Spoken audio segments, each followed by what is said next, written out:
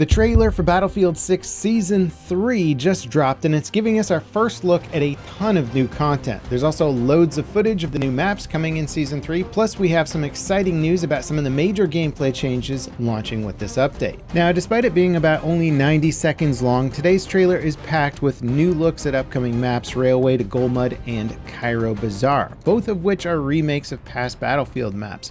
We have already seen bits of each map, but this trailer gives us an incredible cinematic look at gameplay across both of them. Obviously, we'll have to reserve some judgment for actually playing the game, but it looks like the destruction has been ramped up on both maps. It also looks like the train on Golmud is much more integral to the actual flow of the match. DICE released an entire blog post outlining some of the changes that they're making for Golmud, and a big one of them is that the train now moves towards the enemy base when you capture the objective. And that should make sure that this objective is constantly in play and not being sort of turned into a gimme for one team. I'm actually excited about this because it looks like it could even move around or above some of the other objectives in the map, and it's just kind of an interesting concept having one of the objectives moving around.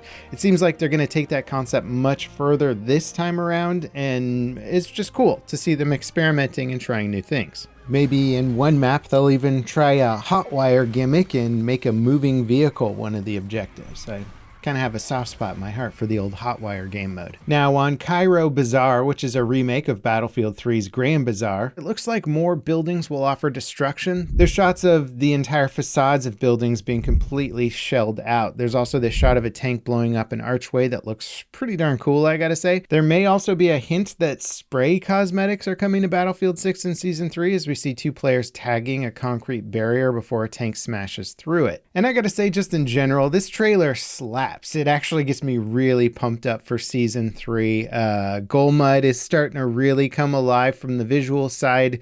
Cairo Bazaar is looking badass. The music is incredible here. It's a really fun edit that just showcases the glory and chaos of Battlefield all mixed together from scope to nuance. It's a really solid trailer, and now I'm pretty darn excited for the release of this new content. Now, outside of the new maps, the trailer also revealed several new weapons. The first is the L115 bolt-action sniper rifle. We're also getting the iconic M16A4, which is the burst fire version of the M16 in previous Battlefield games. There's also an RPK-74M LMG, and the PP-19, a classic high-capacity SMG. Now, throughout the trailer, we see characters from Battlefield 6's campaign, suggesting that they'll be added as new class customization options with Season 3.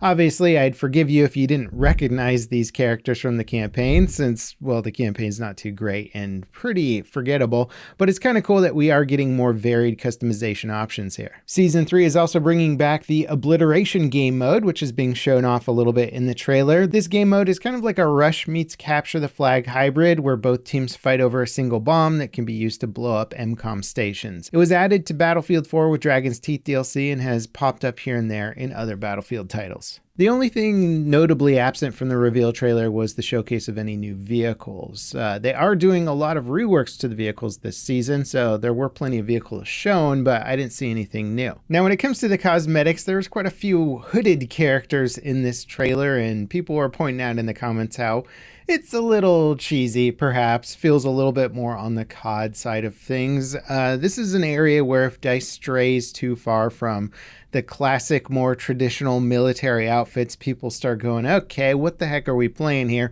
It seems like maybe they're dipping a little too heavy in some of that aesthetics this time around. And it does make me feel good to know that the Battlefield community is here to put DICE in their place whenever they start getting a little too creative, shall we say, with their soldier cosmetics. Now, an interesting point and topic with the rollout of DICE's content for Battlefield 6 is that despite Season 3 and Season 4 committing to 2 maps each, those seasons are smaller because we had delays with the initial seasons. So those seasons are actually going to last about 2 months apiece, which comes out to about a map per month, which is a much faster cadence than we have been getting previously. So this means that the content rollout for Battlefield 6 absolutely does seem like it's ramping up, and this is exciting. I wonder if they can get around some of the problems of launching one map and then having you play on that map over and over and over until you get absolutely bored with it.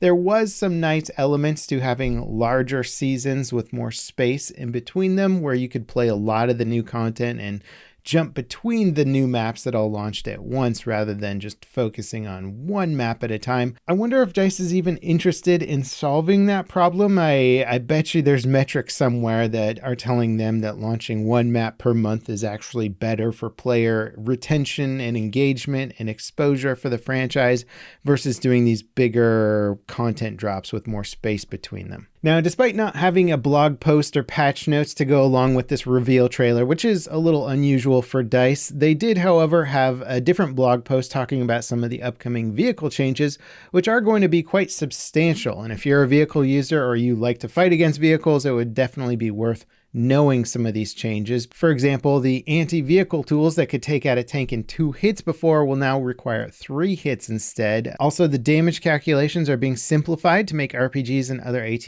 gadgets feel much more consistent, and vehicle-specific damage modifiers are also being tweaked to make vehicle health more consistent across different vehicle types. Also, guided weapons won't have their damage augmented by the impact angle or hit location anymore. And vehicle repair is also getting some major changes. Now repairing vehicles will actually reduce the amount of repair you do over time. So at the start of repairing your vehicle, you'll recover a lot more HP, but as you get closer to topping it off, it's just going to take longer. Vehicle health brackets are also being removed entirely, so the automatic regen will eventually restore a damaged vehicle to full health instead of just filling it up to wherever a bracket ends. The control and responsiveness of vehicles is also being improved with stuff like faster turret rotation speeds and new UI indicators for air vehicles to identify incoming missiles and nearby threats. DICE are even making changes to weapon loadouts to balance more powerful ones and bump up the usefulness of the other ones that typically just weren't getting used. Now, when it comes to the Battle Pass side of things, you may have heard a little news that DICE is now allowing you to pre-order a Battle Pass, and if you do pre-order the Battle Pass, you will get certain weapons and items on that Battle Pass unlocked immediately, which, as you can imagine, the community is super excited about this, and it does seem like just another way to try and monetize everything in the game. Overall, I don't think this is really going to affect too many players. If you play the game a lot, you'll probably still be able to get all the items on the Battle Pass, regardless of whether or not you pre-order it. But I guess if you know you're not going to play it that much, but you still want to partake in the Battle Pass, then maybe pre-ordering is worthwhile.